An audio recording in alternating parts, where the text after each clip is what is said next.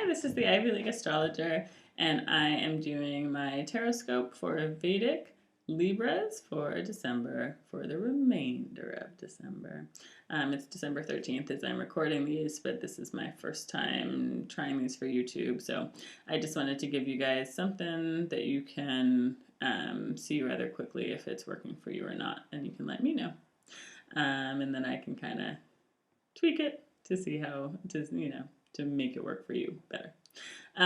Okay, so this is my reading. I just did my layout for Vedic Libras, and I'm going to take a look at it. Okay. So the first card out, first of all, it just feels like a really big reading. You got kind of a lot of like big cards, and I'm getting like, just little tingly feelings from it. I'm like, whoa, this is kind of big stuff. And beautiful. For some reason, I'm just, your spread is making me happy for some reason. So I hope that makes you happy as well. The first card out is not what I would consider a super happy card, but it's the Five of Pentacles, and it shows, I think that a spiritual lesson is in progress. Shows you're trying to catch up. Trying to catch up with something that's been going on, trying to hear it, trying to figure it out, and you're listening for it. But maybe the person who you're trying to figure it out with, or who you're trying to understand, is not really, they have their back to you. They're not really talking to you about it. And maybe there's a reason for that, and maybe there isn't, But you're trying to catch up. You're trying to say, hey, listen, what happened here? What happened? Or like, hey, this is what I think happened. And they're just kind of, maybe they're tired of you. Sorry to say that to you, Libras. But they're kind of like, they seem like they're kind of locked in their own little world.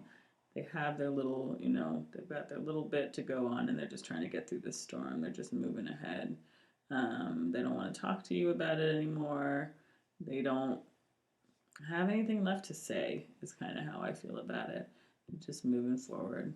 And they're trusting in something else. And you're starting to see that too. Because I really have a sense from the pentacles that are shining down from the stained glass light that there is a new light that's being shed on this situation, and that's inviting you in. And I feel like you're going there. I feel like you and this other person are going there. And you may be going in a roundabout way. You're definitely walking through the snow. It's cold, it's biting, it's not comfortable. But you're getting there, you're going there, you're making that pilgrimage that you need to make to get to the light, to get to the truth. So I think that's happening, and I think you're being strongly led by your intuition, and by a newer sense maybe of humility about this, that you are listening to that sixth sense, or that other voice, or you're listening to the confluence of events in your life, and you're ready to listen to it now in a way that maybe you haven't been ready to listen to it before. You're pouring new waters into, and you're seeing things in a different way. You feel more able. You feel there's more possibilities for what you can do, and for belief in a way. Suddenly there's a new belief in the possibility of greening things again, of improving things in your life, in your heart, in your mind, just of making yourself whole again, and of making things right in some way. Like, in whatever way things have not been right for you, which looks like some kind of deep way, you're feeling this month like you can make things right. You can hear it, and you're willing to listen to it. You're willing to do some work on it. You believe in it. You can get there, and you're being led there if you listen for it. And suddenly you're seeing new horizons as well, and you're wanting to invest your emotions and your faith in something new. You're looking off into a new horizon, and you're looking there kind of bravely, I would say. It's not that you're not excited. It's more that you've taken that excitement and you've made it into something sort of like manly and contained, but emotional. It's an offering that is a serious offer, is what I would say. It's a serious offer. Doesn't mean you're prepared for it. It just means that you are ready from whatever capacity is within you to make this offer, or to just hear what's coming to you as well. There's a new seeking of truth, I think, and there's the bravery to really look at things in a way that you haven't necessarily wanted to do before. There's a light that you are willing to shine on yourself and on the world. And the world here is probably just whatever situations you found yourself in that have been less than satisfactory to you. You look brave. You look like you're bravely looking at the future and you're ready. You know, not in a bring it kind of false bravado way, but in a way that you're set inside your heart. You know, there's still tides. There's still the sea is still sort of churning behind you or underneath you. Maybe you've just recently conquered this feeling of stability or readiness, but there you are. You stopped. There's a certain kind of self-regard that's stopped. You're over it, right? Like there's a kind of maybe vanity or just laziness, or I want to say lack of effort, but there's like a. I talked in another video, in Scorpio's video, about them needing to take time to think things through. And this to me has the sense of having taken too much time, or having kind of, when rest kind of turns over into sloth or whatever. Like, so it's kind of that sense of like, you are done just aimlessly waiting. When you know that you're not really working over the problem anymore, you're just kind of hiding out, or you're just kind of like, I'm just kind of letting it happen. I don't really know about it, but you totally know about it. You know, it's that kind of feeling of like, you're done just letting things happen. You're done being idly standing by things that you actually could change or could help or that matter to you. And you're ready to make a new beginning. You're setting off. There you go, setting off. You're looking ahead. You're looking at what could grow, what mighty oaks from tiny acorns could grow. And you got your cap set. You're all ready to go. You might not know what you're getting into, but that's okay because you need to do it. Because the next card up is the Wheel of Fortune, and the Wheel of Fortune upright. So this is like, all right, baby, it's your turn. You're on the stage. Go. And it's not a go and it being pushed out there, unready way. It's just in a way that, the universe, God, whatever, is saying to you, like, okay, like, this is your path, and you're on it. You're on it. You're doing it, and it's time for you to take action. It's time for you to strike out. It's time to do it.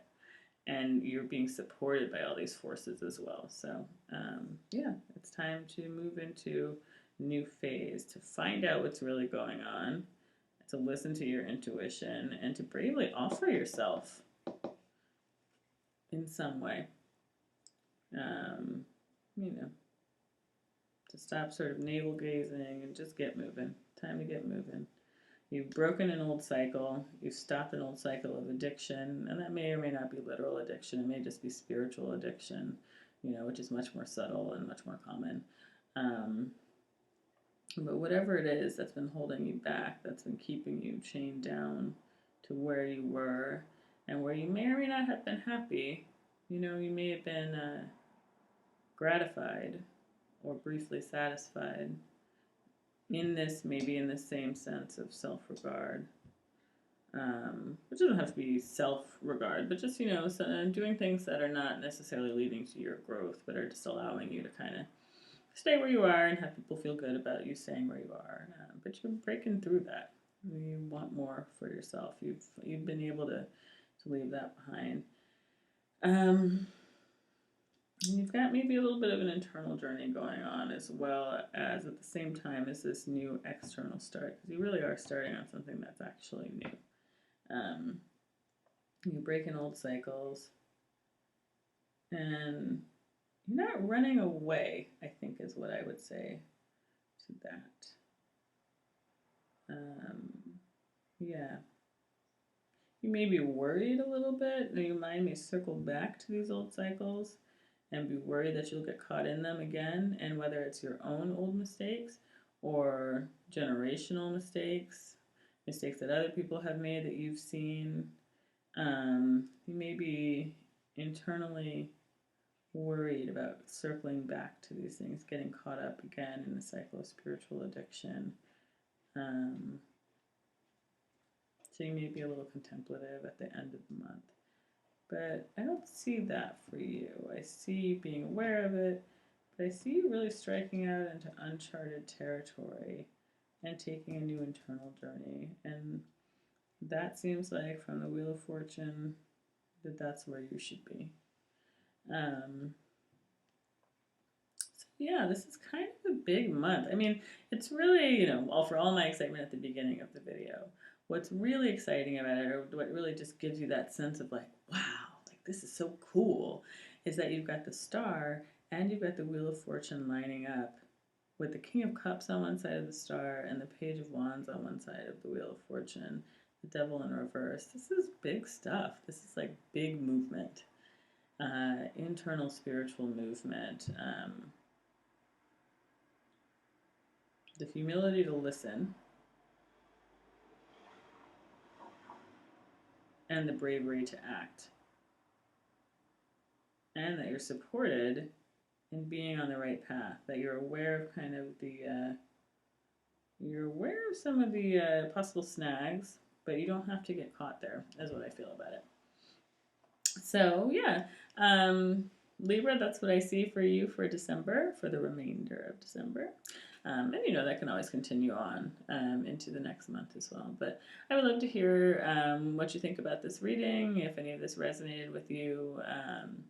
So please post in the comments if you can. And thank you for watching. I very much appreciate it. And I will be back soon.